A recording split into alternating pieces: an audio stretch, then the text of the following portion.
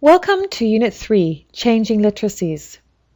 In this unit, we'll consider and unpack some of the concepts that Deborah Brandt introduces in the article for this unit of the same name, Changing Literacy.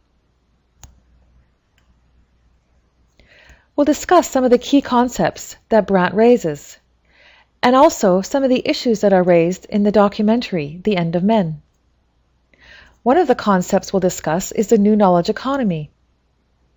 Powerful literacies, literacy sponsors, and 21st century literacies.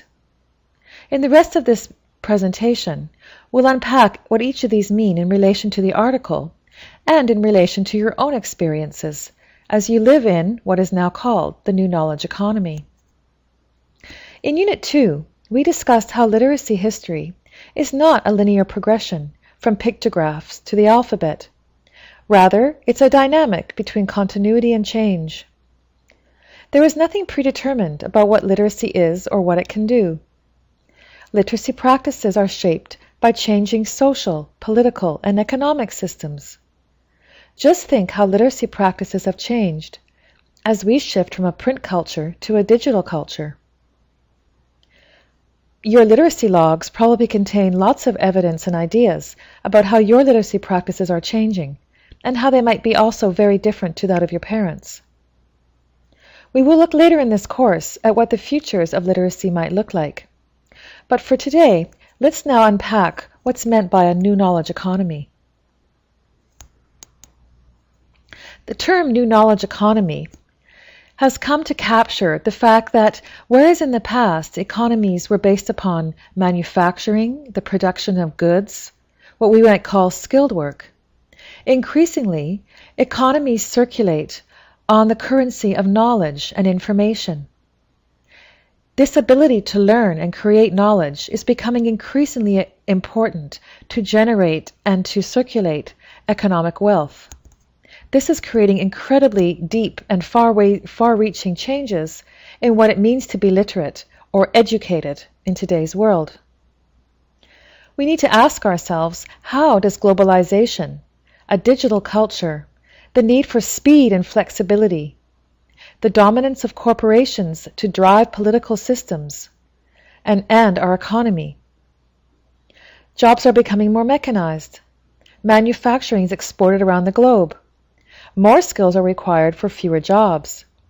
It's not skills that matter so much anymore as the ability to learn quickly, read many kinds of texts, network, and be flexible, able and willing to change jobs, read and write for many purposes. There is also an emerging difference between the literacy practices and knowledge that we may possess and our qualifications. This is one of the guiding ideas in the documentary, The End of Men. People with high education levels can find themselves unemployed in favor of low-wage workers with lower levels of education.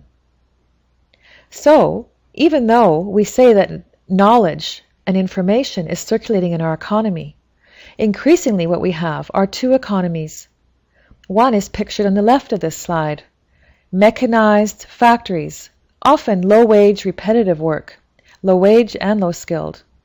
Whereas on the right, we see here a demonstration about people drawing attention to the fact that people are working harder and harder, with fewer and fewer opportunities for advancement or salary raises, and being asked to have higher and higher qualifications for work that is difficult to find. For these workers, their knowledge is never really enough. Therefore, people with high education can find themselves unemployed in favor of low-wage workers with lower levels of education. Workplaces are also gendered. Men are more likely to have higher paying, high status jobs because they are men, and not because they are more literate. In this way, workplaces aren't just about qualifications. They are also about patterns of discrimination that are deeply entrenched. In addition, people require a university degree to do work that did not usually require this in past times, earning less but with higher qualifications and education levels required. You may already experience this as you work to finish your undergraduate or postgraduate degrees, and also struggle to find work or find that your qualifications just never are enough. However, with higher education, you may also have more social capital and resources at your disposal than those who do not have access to higher education. You may have access to social networks. You might know how to find the knowledge you need. You may possess literacy skills and survival skills to start your own business or perhaps move into another field. This idea of flexibility is key to a new knowledge economy, and whether you know it or not, you are part of the new knowledge economy today. This economy privileges some people and leaves many others behind. Another concept that Deborah Brandt introduces is the idea of powerful literacies, that there is not just one form of literacy, but rather many, and some are more valued and have more currency or power than others. Brandt points out that in past times, there was once a scarcity of literacy. As we saw in Unit 2, many people throughout history did not have access to the tools or knowledge in order to learn to read and write. And in fact, it was common up until the middle of the 21st century for us to live in families and communities where only maybe half or 3/4 of the people were competent in reading and writing. So where there was once a scarcity of literacy, today there is an abundance.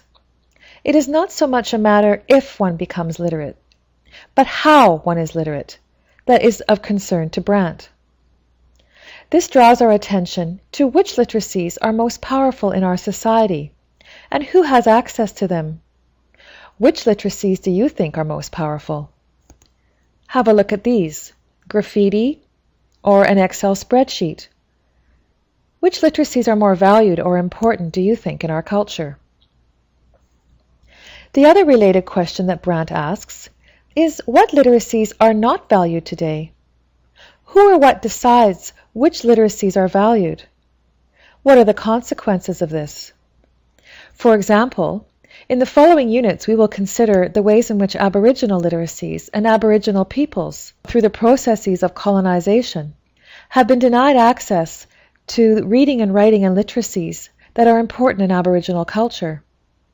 What have we lost by devaluing Aboriginal literacies as a culture and as a society?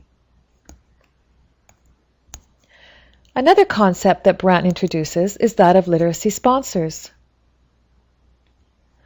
Literacy sponsors can be families, siblings, workplaces, tools, resources, religious and faith groups, even your computer.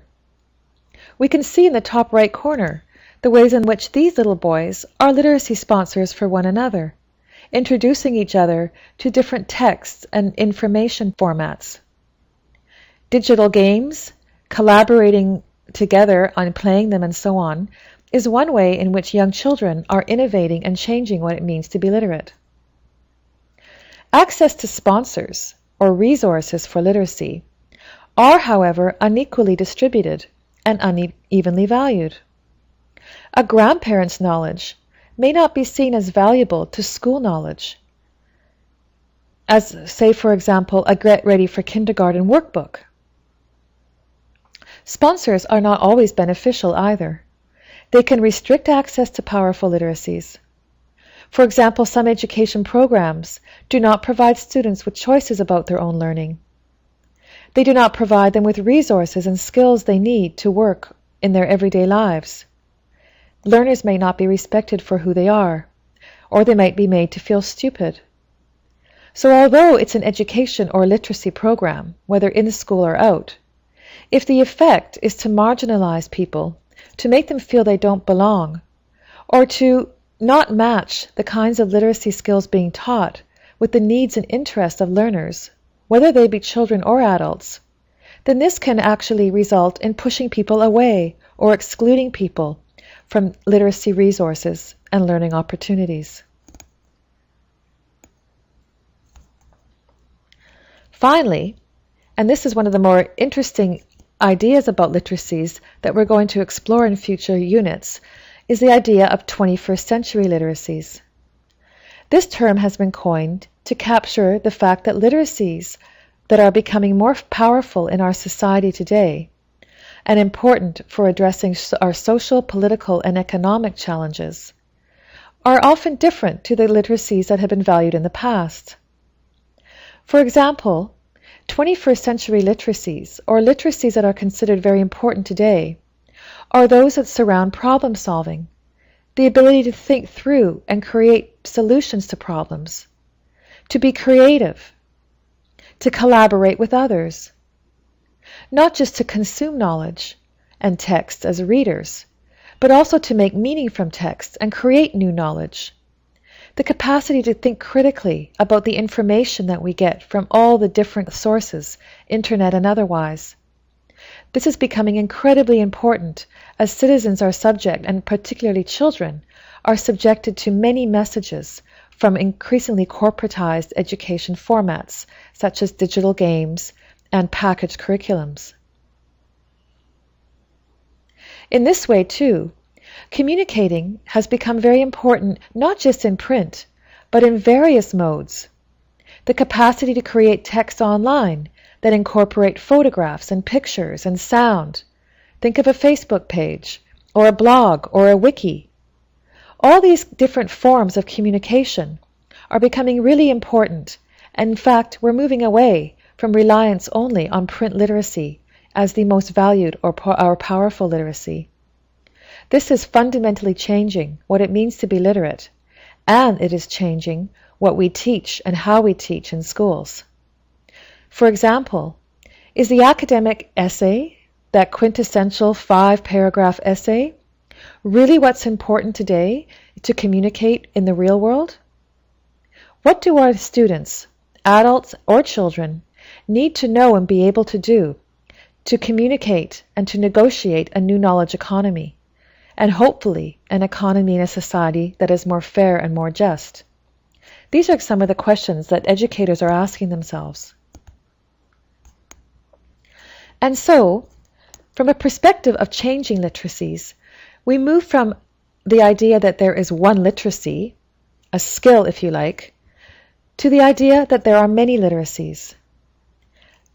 Literacy is not one thing, but rather there are many kinds: family literacy, financial literacy, school literacy, health literacy, bureaucratic or documentary literacy, even graffiti literacy, which isn't listed here. However, some of these literacies are more powerful or valued than others.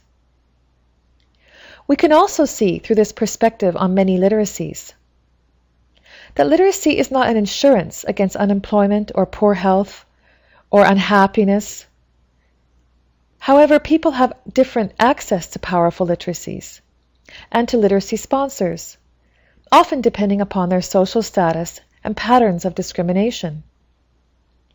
So while literacy and developing many kinds of literacy skills and practices is very important, it is not easy or simple enough to say that people who are literate are more productive or contribute more to our society. This is simply not true. The work of educators, therefore, is more important than ever to ensure that learners have access to powerful literacies, the literacies of the 21st century, regardless of their income, regardless of whether their parents read to them, regardless of their gender or ethnicity or birthplace, or whether they live in a rural or urban community. It is these challenges towards equity, toward multiple views of literacy, and toward paying attention to power and to what our students have access to, that becomes a challenge and the excitement of being a teacher today.